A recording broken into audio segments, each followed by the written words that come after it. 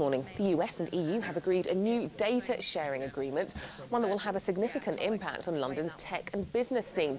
It's all to do with how personal data is shared across the Atlantic and how businesses can trade between the two continents.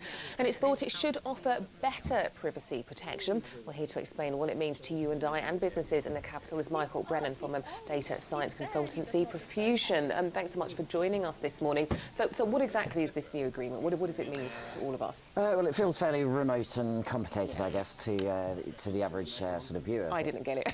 I'll tell you that right now, Mike. I'm really interested to find out what you're fundamentally, there was an agreement between the EU and the USA reached in 2000, and as the name suggests, safe harbour. There was a degree of assurance that your data that you use through your smartphone when you're accessing Facebook, Google, Amazon, Apple services, etc., would be protected in the USA in the same way that it's protected in the EU.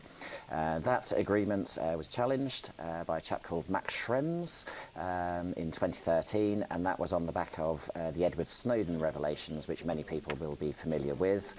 What Snowden revealed was the extent and scale of surveillance operations by the American security services and indeed our own security services, and clearly that raised many questions for EU sort of consumers in terms of the privacy and security of our personal data.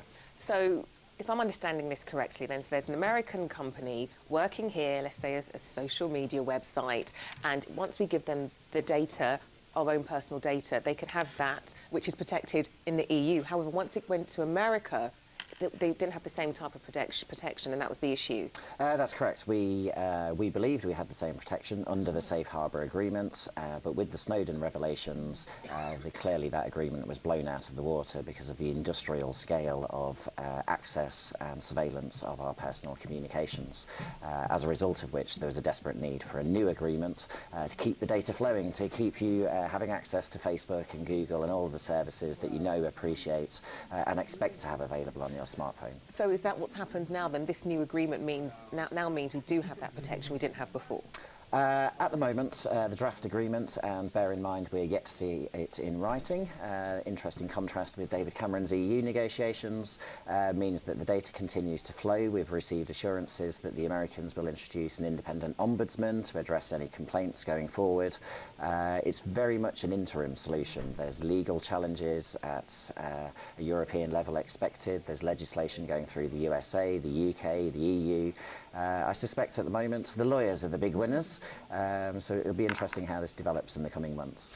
I want to talk about the businesses and how business in the capital is affected by all of this. Before that, this sounds like a really big deal that surely more people should know and understand what's going on in terms of the data that they share. I mean, I was talking about it to a friend the other day. The amount of data we offer online is tremendous, from the food we eat, from the clothes we put on our backs. Everybody knows this. So the fact right now there's massive discussions going on talking about how much data governments, companies can have access to. Surely more needs to be done to make us aware of this. Absolutely. I think it's an urgent sort of need for people to raise their sort of data literacy, if you like, their data intelligence, to understand how their data is being used, both commercially and by state or security agencies.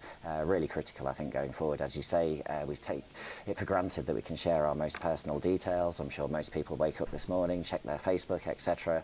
So these agreements are really important to keep the data flowing, to continue to get the services we love, but have the reassurance that our data is protected and we have a right of complaint and redress. And very, very quickly, Michael, in terms of businesses in the capital, the tech industry is the second biggest industry in London. What's it going to mean in terms of how businesses can actually set up here?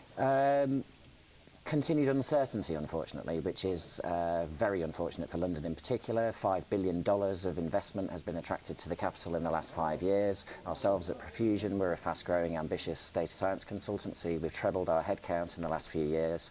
Any uncertainty about future investment in the European Union space could have a significant impact on jobs and investment in London. OK, Michael, we're going to have to leave it there, I'm afraid. Thanks so much for joining us this morning.